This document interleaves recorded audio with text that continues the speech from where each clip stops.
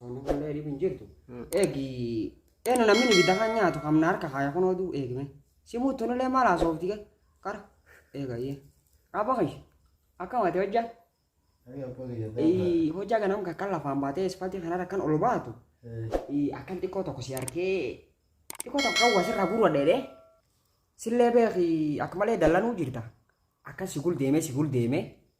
Pe gaba yanle akmale egme. Warta ko jallati wasi gafadu. Amutan amma jati le yapete. Mata coba kan tes du. Abu ya sih kan aku taruh. Akamon adalah kita abu. Nasi dala sise.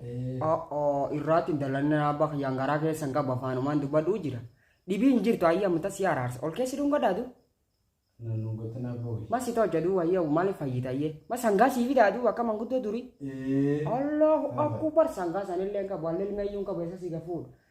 Ayah dibinjir to siga food ayah baki ganam baki daga ayah. Kau ntar besi pun tuh kau kerja coba deh. Allah, besenin jirti. Ini kita kecalla furu hade da cufa deh na.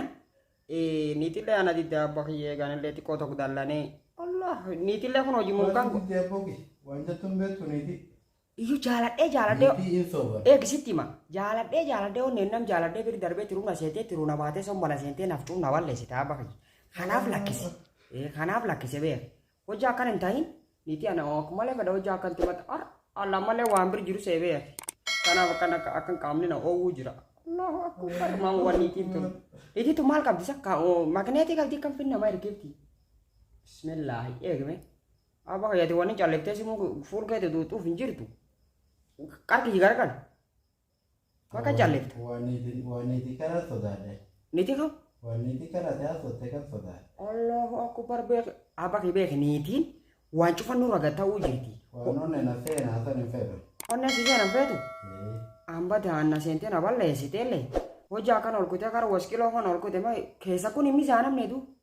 Kena ko na mizana na ko. Alla borran jani. Iyo. Kena ni mizana me. Kena misala me kilo sadie du jirani.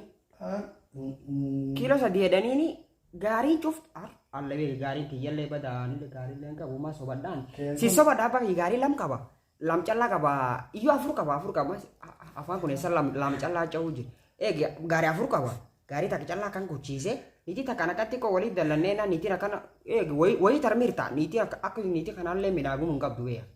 Idale de masile de mumdira. Akata chidi be. Khanaf jibda ba hidi bi injir tu. Amutana le tadi bita kana warwa di lafte santan. Ijole tes tunda sawega. Talaftenya ijole amata namnya istresi. Wandi bisi